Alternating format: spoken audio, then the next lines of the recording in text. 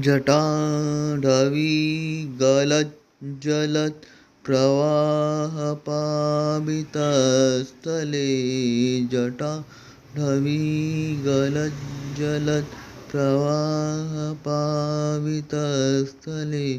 गलेवलम्बलम्बितां भुजङ्गतुङ्गमाल्विकां डमर्डमर्डमर्डमर् निदारवडमर्वयं चकालचण्डताण्डवं तनो पुनः शिव शिवं तनो पुनः शिव शिवं जटाकटासम्भ्रम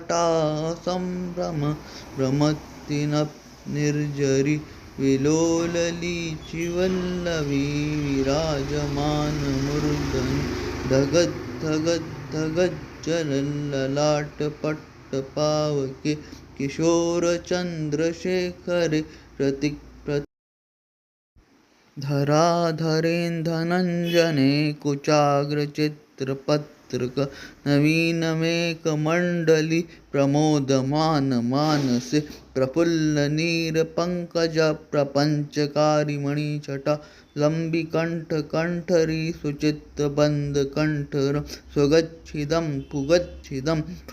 छिदं अगच्छिदं गजच्छिदान्तगच्छिदं तमं पुगच्छिदं भजे खर्वसर्वमङ्गलाकलाकदम्बमञ्जरी रसक्तवाहमाधुरी नाथभूतकं सुनान्तकं पुनान्तकं भवान्तकम् अकान्तकं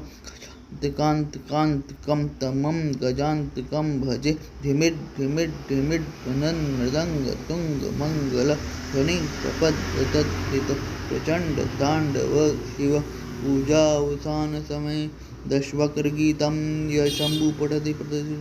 तस्मानि भक्तानि इति श्रीरावणकृतं शिवताण्डवस्तोत्रं सम्पूर्णम्। जटाधवी गलज्जलत्प्रवाहपावितस्थले गलेवलम्बलम्बितां भुजङ्गतुङ्गमालिकां डमड्डमड्डमड्डमर्वयं चकालचण्डताण्डवं तनो पुनः शिव शिवं जटाकटा